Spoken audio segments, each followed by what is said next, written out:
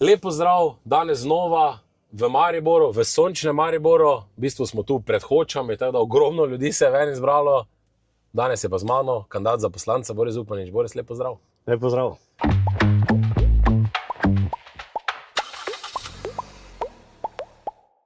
Boris, zdaj pa kar na tvoje primarno področje, ne? 40 let dela v gozdarstvu, zavemo, da to je neka, bomo rekli, nevarna cona za vsako vlado, ne? To gozdno gospodarstvo, katastrofa, ne? Zdaj, kaj imaš ti kako mnenje, kako se mora to spremeniti oziroma kako se tudi mora z lesom delati, ne?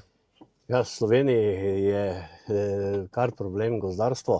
Stvari, ta lesna veriga, ki smo se jo že zadali pred leti, ne funkcionira tako, bi mogla, ne?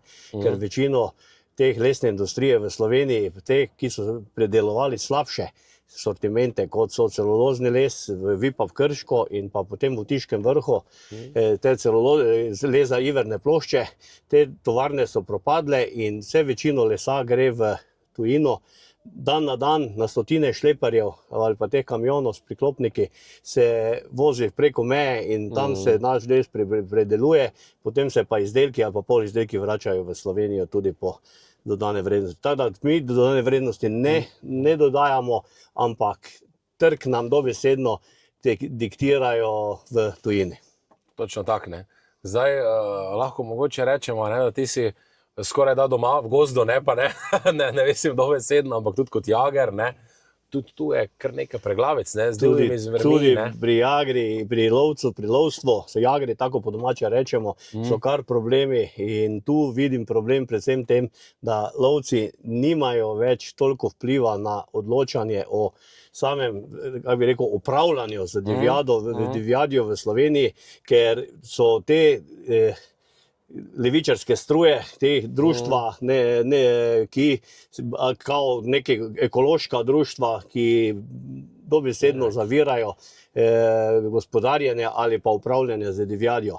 Vse zveri so več ali manj zaščitene, ali medved pa volk lahko se odzeme z lovišča samo z odločbo, ki ga izda Ministrstvo za prostor, okolje in naravne vire, ampak tudi tukaj tem nevladniki z gospod Tino Gaber, Golob na čelo, dobesedno ustavljajo te projekte in odzema, že zdaj leto dni stoji, skoraj leto dni, 206 medvedov, če se ne motim, se čaka da se dovoli dovoljenje, da se odzame z lovišča, lovišč slovenskih. Medved se širi, že v Halozah smo dobesedno uplenili medveda, tako da areal se mu širi in jaz se samo bojim, kaj bo, ko se bo to prišlo čez enormne številke in da se prije do kakih nesreč, tako kot je bilo v Italiji, ko je medvedka napadla in ubila rekreacijskega tekača v gozdu. Ja, ko neka Tina Gaber reče, diktira ta tempo, tudi Tarča je bila, ta cenzurirana Tarča, naj bi bila predvsem na to temo, ne? Jaz sem slišal, da največ diktira, da se tam največ na kmetijskem ministrstvu se potem dogaja. To pa je ministrstvo, ki nekje upravlja z lovstvom, razno potem Ministrstvo za prostor, okolje in naravne vire. Naravne vire, ja. Zdaj mogoče še nam lahko malo bolj razložiš, ne, ker recimo lovca si noben ne predstavlja, koliko on v bistvu dela za naravo, ne. Koliko je tu nekih ur, koliko je tu tistega dodatnega dela, ki ga tudi tako, bi lahko rekel, neka nevladna organizacija, ne, tudi peljejo za dobrobit prostora, ne, ker lovec je, ne vem, nekako v javnosti predstavljen kot nek bav, ne, oni pa ubijajo živali, pa so nesramni, ne. Tako, mi sploh nismo več ti, da bi rekel, da bi tu, da nas imajo za neke morilce, ampak mi upravljamo tudi javno lovsko službo v imenu države, predpiše vse dejavnosti, nam pripiše Zavod za gozdove Republike Slovenije, tam se delajo plani, srednjeročni, dolgoročni plani in potem se treba ravnati. Lovci sami pa dobesedno samo še izvajamo, kaj nam pripiše država. Ne odločamo več toliko, dobro dajamo predloge, ampak dostikrat ga tudi niso slišani. Kaj ste pa rekli glede ur? Pa slovenski lovci na tisoče in tisoče ur opravijo prostovoljnega dela v lovišču, kljub temu, da pa še morajo plačati koncesijo za upravljanje z lovišči. Sicer te niso velike, hvala Bogu, ampak te ure, ki jih opravijo lovci za dobrobit narave, divjadi, ohranitev okolja, pa se dobesedno ne da več skoraj da zmeriti. To je enormne številke, ki jih vsako leto morajo lovci opraviti, da lahko opravljajo z lovišči in pa z divjadjo. Točno tako, ne. Mene recimo najbolj razkuri, ne, če mene osebno, ko pol poslušam neki glas ljudstva, neko nevladno organizacijo, ki dobi toliko pa toliko, več kot 40 milijonov, ne. Pa vi lovci, ko ste dnevno, prostovoljno, ne, ure odrekaš tam, na koncu še tako vse opremo sam kupiš, ne. Tu pa v bistvu ni, ne. Ne, to ni. Gled, tudi prihajam iz lovske družine Rače, med drugim, ki je ime Rače že pomeni, da je tu dosti rac bilo v preteklosti.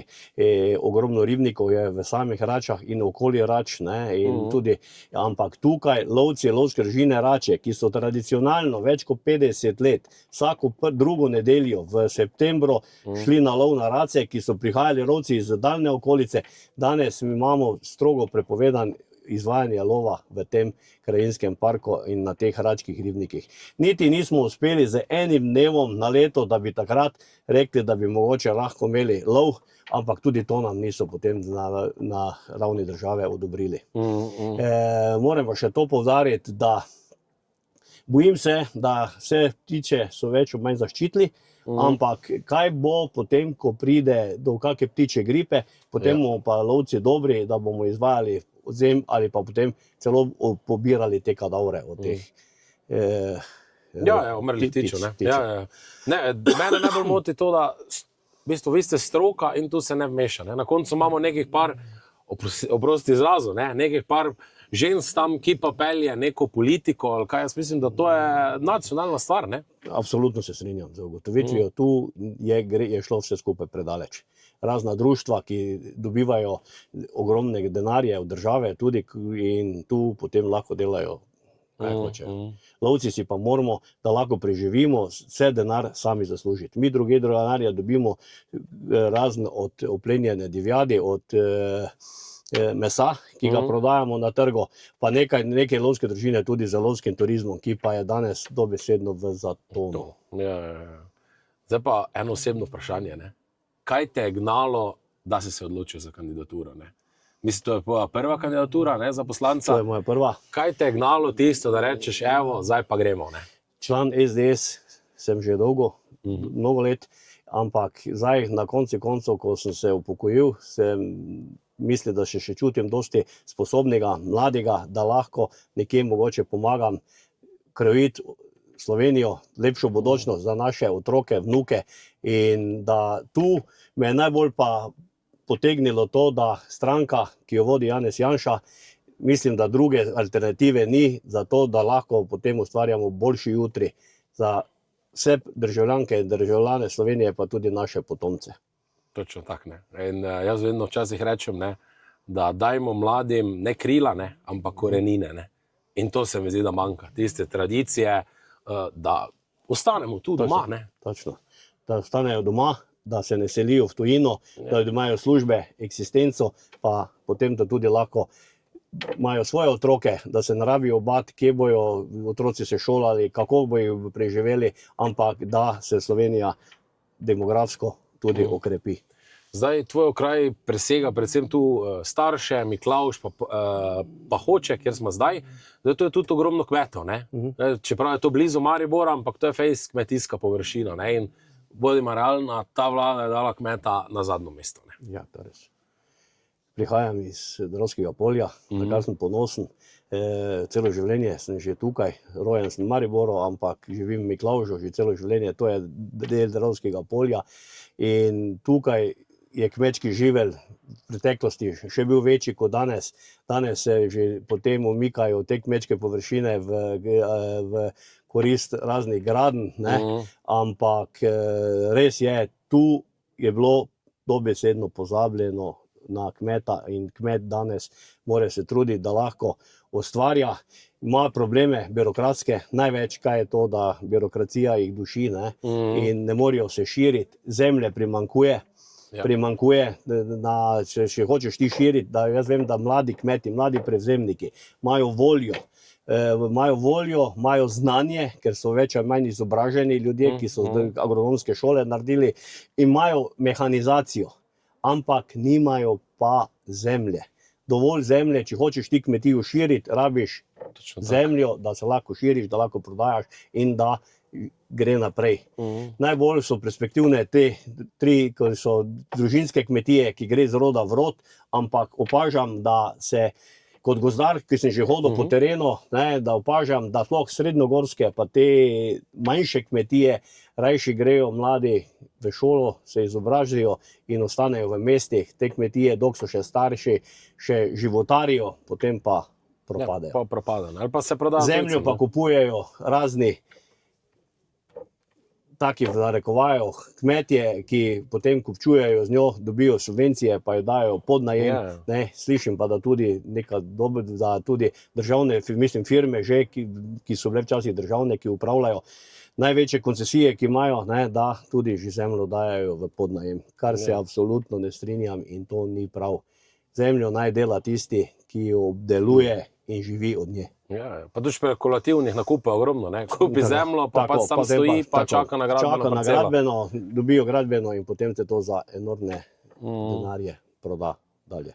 Točno tako, zdaj prihajajo z občine Miklavž, zdaj tu nas tudi, ta del duši, predvsem ta, bomo rekli, decentralizacijo rabimo, drugimi besedami, ker se mi zdi, da tu je priseljevanja dosti, ni pa infrastrukture in tiste pomoči iz Ljubljane ali pa z države, da bi se infrastruktura tudi dogradila. In ogromno priseljencev, pol na koncu povedimo, vrtci se ne gradijo, šol praktično prenatrpani, da o cestah ne govorim. Tudi v Miklavžu je tak, tudi v Miklavžu počasi zdaj se nekje gradnja malo pospešuje, ampak še vedno opažajo, da je težko priti do gradbenega dovoljenja, do kakih sprememb, namembnosti, vse. Tako da je. Kaj se pa tiče vrtcev, pa mislim, da bo tudi počasi vse premalo. V Miklavžu sploh je problem zdravstveni dom, zdaj se bo novi gradil, tako da vsaj lahko imajo ti starejši ljudje dostop do svojega zdravnika nekje v svojem okraju, ali pa še mogoče sosednje vasi, da lahko tu pridejo in da se življenje lahko nadaljuje. Je pa res infrastruktura tu na eni parcelah proti Rogozi še danes ni komunalno urejena, denarji so veliki, investitorji, ki nimajo toliko denarja lastne, ki bi v lastni režiji gradili, ampak zemlja je že dobesedno, ki se je pred leti posekala, celo referendum bi bil v njej, je danes zopet že skoraj mladi gost. Se je zaraslo.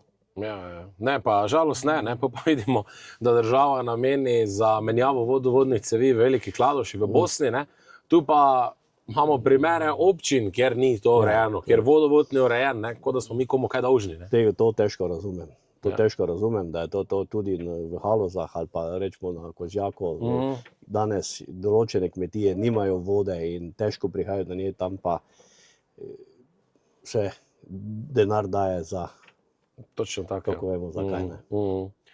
Zdaj pa še mogoče vprašanje, vidim, da imaš močno ekipo, da ste organizirani, kako računate na napad, da se jaz verjamem, da se tu da dobiti poslanca in da tudi pokažemo, Tako sem že povedal, imamo voljo, imamo znanje in tudi upanje. Jaz mislim, da ekipa je dobra, sodelujemo z vsemi tremi občine, sodelujemo zelo dobro, stari celo 4 z Račami skupaj, tako da tu jaz mislim, da bi in tudi upamo, da bomo dobili poslanca po dolgem času tudi na tem koncu. Točno tako, ker se mogoče, da še svoje izkušnje povem, pred kratkim pogovarjal z županom tudi Hoč, je rekel, da tu zdajšnja poslanka iz Svobode še ni bila, še ni bila niti na občini.